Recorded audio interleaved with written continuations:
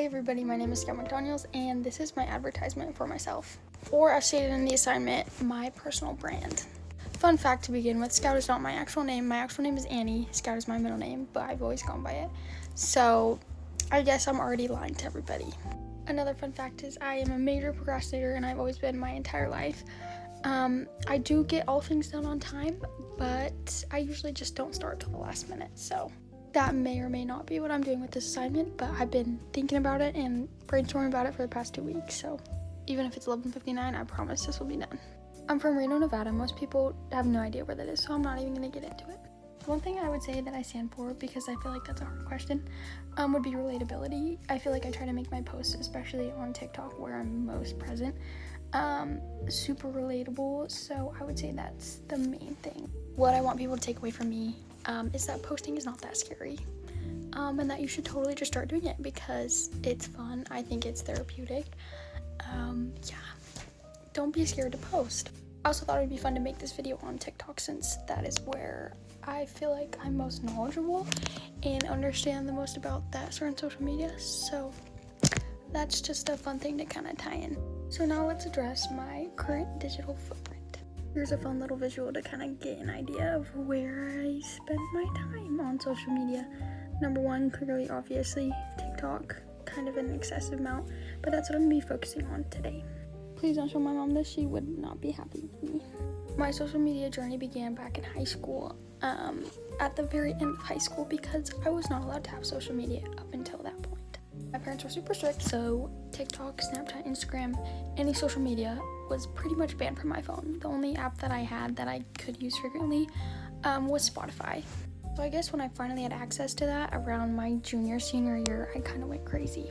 TikTok quickly became my favorite app to use because once I saw creators and how they were able to profit off of their posts, that's what I wanted. This is my current TikTok where I post the most and most frequently, usually about 3 or 4 times a day, which is kind of excessive. I had a different account that I used back in high school, but then one of my posts just blew up and everyone found it and I got scared to post again, so I stopped posting on that account. Most of my posts I try to just make relatable content, so just a video with something in the caption that's relatable to other people. Let me give an example so it makes more sense. This is an example of one of my recent posts that got a lot of likes and a lot of views, and honestly I was really not expecting any of that. Clearly a lot of people can relate to the statement that I put on there, and I feel like that's where a lot of likes come from, is people reading it and relating to what I'm putting on the video. Here's another video I made recently with my roommates, pros and cons of going to Utah Tech. This was basically found by the whole entire school, so that was great. So I guess this is definitely a major part of my digital footprint because a lot of people around school have seen this video and have asked me about it. Well, with both of these videos I got a lot of positive feedback and positive comments. There have been a couple of posts that I've made that I've gotten a lot of negativity. And not even because it was a controversial post, just because people take things certain ways with social media. Just because you post something meaning something doesn't mean that everybody is going to take it the same way. So even, for example, if my core message of a post was something positive, if I word it a certain way, some people might take it the wrong way or a negative way. Just because what I say means one thing to me, it may mean something completely different to somebody else. For example, I posted this video back in high school, and clearly it got a lot of likes and a lot of views. The entire point of this video was just admiring my sister and how beautiful and perfect I thought she was in this moment, and a lot of people took it a different way. People started leaving really negative comments about how I was creepy for posting my little sister, how I was a terrible sister for putting her on the internet, and all these different things. Just such extreme comments that did not even relate at all to what I was trying to post. So even if my intentions for the video were meant to be positive, a lot of the outcome of it was negative and was not anything that I was expecting at all. I was not even expecting it to blow up in the first place. I was shocked. So obviously there's a lot of things that can be taken out of context by other people just if you word something a certain way, and it can very quickly go from something super positive to something super negative, which is why it's important to be careful with what you're posting on social media. Ended up taking the video down because there was so much negativity on it, and that's not what I was trying to present to people. So obviously the best decision for me was to take it down. I would say my main audience is teenage girls around the same age as me, because my content is meant to be relatable and would be relatable to them because we're kind of in the same point in life. It connects with them because they can relate with the things that I'm saying, just about living life as a teenage girl.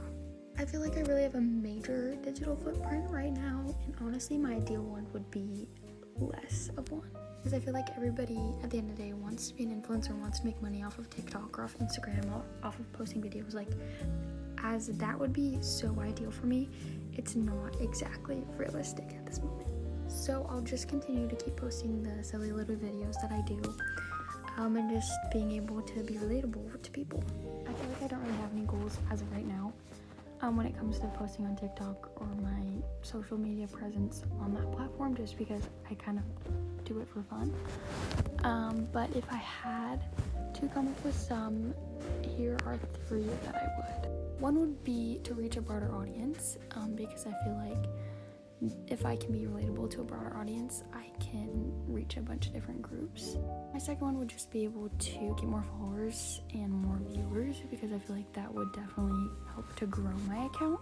And my third would be able to be paid, get to a point where I could be paid or receive packages, stuff like that, for posting on social media, mainly TikTok.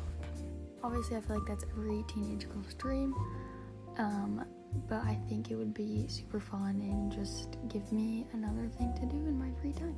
I feel like on social media as well, it's hard to be totally authentic, especially when you're taking 2 or 3 or 4 or more takes at certain videos.